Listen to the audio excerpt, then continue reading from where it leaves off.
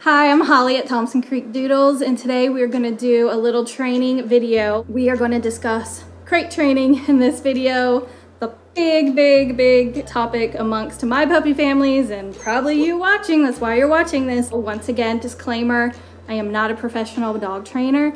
I just have learned a lot from experience, from many years of experience of what works, and I want to share that with you to make the transition of bringing your puppy home smoother. Don't be intimidated, okay? It is not hard. Now, consistency is key here. You got to be disciplined with it. You're not being mean, okay? They need this.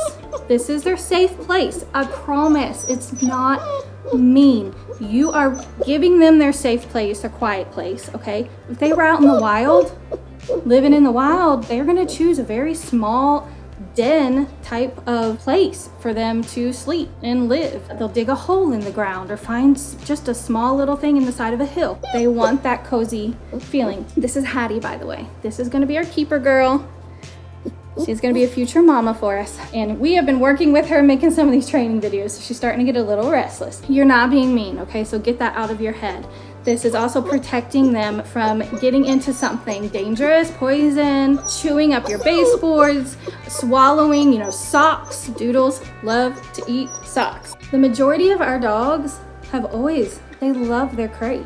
They go right in it. So this is our crate we're gonna be using today. Now, something's missing in this crate for a new puppy. Can you figure out what it is? The divider, the training wall. This crate did not come with one, and I forgot to grab one out of our storage room. But when you're bringing a puppy home, you do not want to give them the whole crate. Reason being, it's too much space. They need small spaces when they're training, because the more space they have, they're gonna want to go in the corner of that crate on that tray, out of their little area where they're going to lay down and sleep, because we've kept them very clean. And if you're getting the dog from a different breeder, well, hopefully they're doing the same thing, where they have a very strong clean den instinct, because we are working all day long to keep their areas clean, keeping the puppies clean so they don't get used to being dirty. Just 1 or 2 days of letting them sit in a mess, and they lose that good instinct that you want them to have. You want their space small in the first few months of training. So you want that divider. So if I had a divider in this, because she's a mini Goldendoodle, she's not very big, I would probably put that divider probably here, not quite halfway, just before the halfway mark.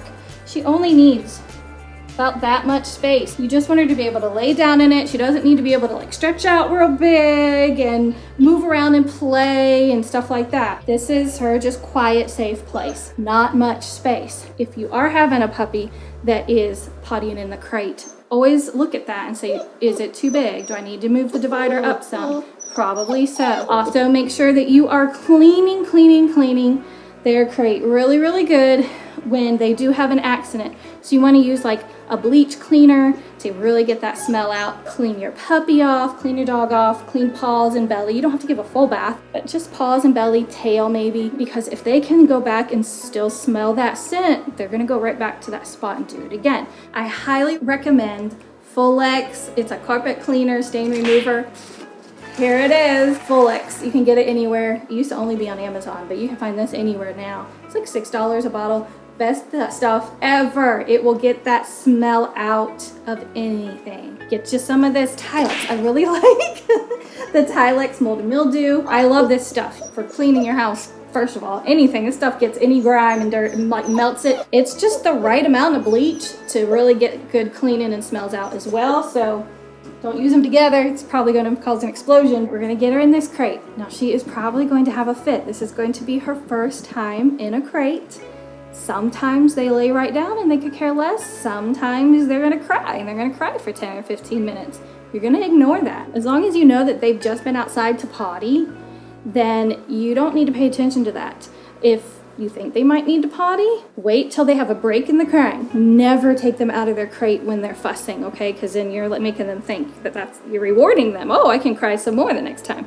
I'm gonna get my way. Wait till they have a little break there, a few seconds of not crying. Let's open that crate up, get them out, take them potty. So what I'm gonna demonstrate is putting her in there and ignoring it. I also never recommend putting Any beds in here? No beds, okay, in the crate until they're fully potty trained, because they're gonna potty on it. Anything soft, no blanket, no towel, no mat for the first month or two until you feel like that dog's really good and trained. The ground is soft, dirt is soft, the grass is soft, so they naturally have that instinct of finding something soft, soil, to go potty on. So if you put something soft in there, they're gonna potty on it. It's not mean. This is not mean. This is creating a wonderful, well-trained dog. Put it in here, and remember, you're gonna want that divider in here to where she's only got about that much space, okay guys?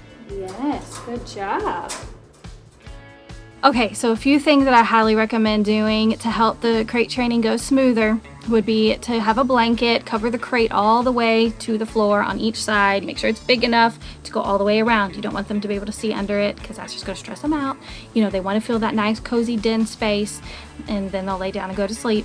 Don't use a good blanket, you know, use something older or buy a blanket specifically for them, because just in case they pull it through, you know, the little crate and chew on it or something, you don't want it to be a nice blanket. Also, a fan. So over in our kennel, we have air conditioners going, window units, so they always have that like shh sound going in there. That is really the top thing that I highly recommend doing if you're getting a Thompson Creek Doodle puppy, is to have a fan going, because that really calms them down. That's what they've been used to.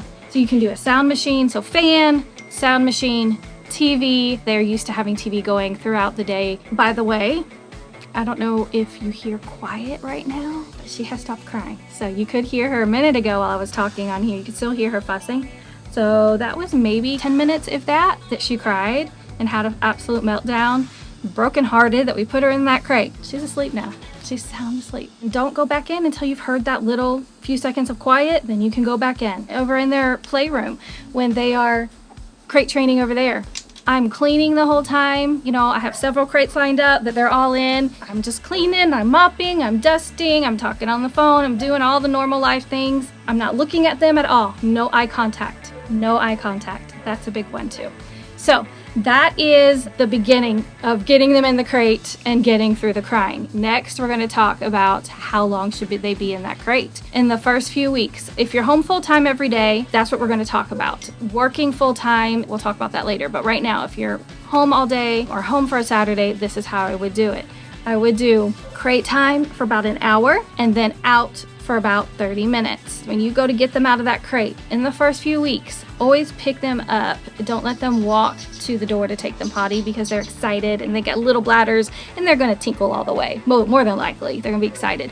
So just pick them up and say, let's go potty, let's go potty. You're gonna take them outside, you're gonna put them in the spot that you want them to go potty, and it's potty potty. If they have pottied, they get to come in the house and they get to play for 30 minutes. I would do one potty break within that 30 minutes, so like 15 minutes into it. If it's meal time, meal, a little bit of water. I don't allow them to have like a whole bowl of water.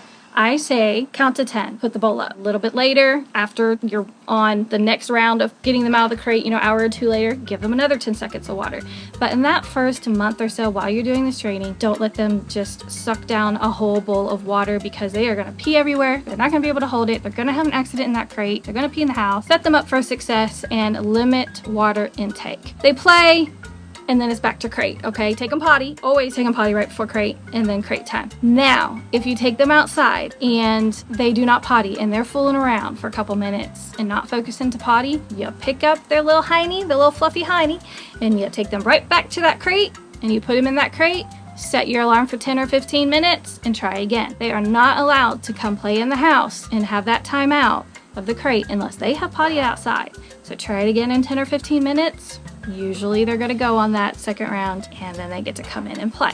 Now, for the big one, nighttime crate training. I highly recommend having them in a crate at night and not in your bed. They could have an accident. Say you're getting a larger doodle from us. They get to be 60 pounds. You may not want them in the bed. So I would just go ahead and start doing that right off the bat, of putting them in the crate at night. But the same routine for night, blanket over them, sound machine, fan going, turn the lights off. Always, always, always cut off food and water Nothing after 6 p.m. if you can help it. That's just for like the first few months, okay? After that, they can have a little more water, you know, later in the evening if you want, like 7, 8 o'clock. Always take them a good potty time before you put them to bed for the night. Then once you put them to bed, you're gonna wanna set your alarm. Just in that first week, it's gonna be like having a newborn baby. You're gonna have to set your alarm and get up with them probably every 2 to 3 hours just for that first week. Then once they're adjusted and you kind of get to know your puppy, you may not have to do that after that first week. You may only need to get up once a night, like 2 in the morning. Usually that's about the time. When I'm training a puppy, it's about 1:32. You're gonna hear them whimpering and you're gonna take them potty. When you're doing that middle of the night potty, no lights on, don't flip on lights, don't talk to them, don't pick them up. Oh, hi, baby. No, no, no. You're gonna get them excited and they're gonna think it's wake up time. They have to learn, and they will learn quickly. This is only to go potty and go right back to bed. This is night time. Take them, walk them straight outside, have a very quiet voice, go potty, pick up puppy, night, back to the crate. All right, night, cover them up, do whatever, and go to bed. More than likely, they're gonna holler for a few minutes. They're gonna be upset. They're gonna be up and playing, but you just ignore it. And then usually they're ready to get up at about 6 a.m. in those first few weeks until they really learn your schedule. They're gonna wanna get up and play. That is my nighttime suggestions. And actually, a lot of times, I'd say 7 times out of 10, with our puppies, with a Thompson Creek Doodle puppy, after that first week, you don't even have to get up during the night. Not every time, but the majority of our puppies do really well, and they start holding it all through the night right off the bat. Those are my top tips, recommendations with crate training. Let's go in and reward little Miss Thing in there, little Miss Hattie, and get her out, and we're gonna take her out here and let her go potty. So we're back in the house. Little Hattie is down here. Now, I did put her little toy in there, and that did help her calm down. As long as they're not pottying on it, you can do it. As long as she stops. Come on, come. Were you snoozing? You're okay. Come on, you must have been sleeping good. You're moving slow. Come. Good girl. Yay, good job. So your puppy will go home with something similar to this, about this size. Okay, and it's gonna be rubbed on them. It's gonna be rubbed on my shirt. It's gonna have all of our scent on it. A lot of times our families do end up putting this toy that they've gone home with, they'll put that in the crate. I mean, it does help them feel secure, something familiar. But no blanket, no bed, definitely not, okay? Only this has the scent of us on it, and that does help. All right, let's take her out to go potty.